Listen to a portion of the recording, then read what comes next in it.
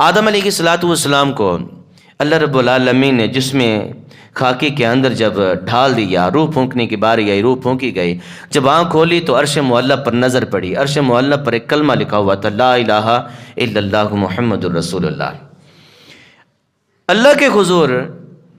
سب سے پہلا سوال کرنے والے آدم علیہ السلام عرض کرتے گئے، مولا جب میں نے آنکھ کھولی، عرش معلی کے ستونوں پر میری نظر پڑی، آپ کے نام کے ساتھ ایک محمد نام لکھا ہوا گیا، وہ نام کون ہے؟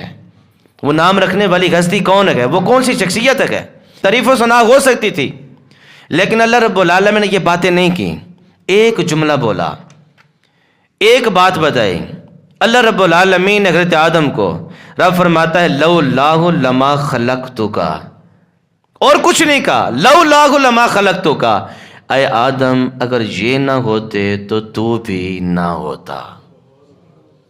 اگر یہ نہ ہوتے تو تو بھی نہ ہوتا۔ پتہ چلا حضرت آدم نہ ہوتے تو صرف انسانیت نہ ہوتی، صرف انسان نہ ہوتے، حضرت آدم نہ ہوتے تو صرف انسان نہ ہوتے، اور اگر حضور نہ ہوتے تو حضرت آدم بھی نہ ہوتے،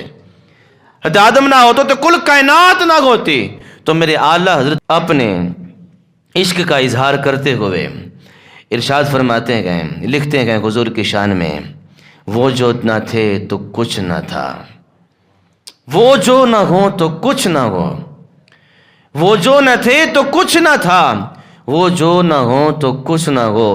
جان ہے وہ جہان کی، جان ہے تو جہان ہے۔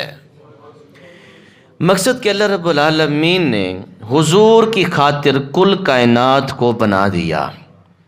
ایون کہ میدان محشر بھی اگر سجے گا نا، وہ حضور کی شان کو عیاں کرنے کے لیے، حضور کی شان کو واضح کرنے کے لیے، وَامْتَازُوا الْيَوْمَ أَيُّهَا الْمُجْرِمُونَ، اپنوں اور بیگانوں میں فرق پیدا کرنے کے لیے کہ یہ حضور کے وفادار تھے اور یہ حضور کے غدار تھے۔ میدان محشر بھی سجانے کا مقصد یہی ہے۔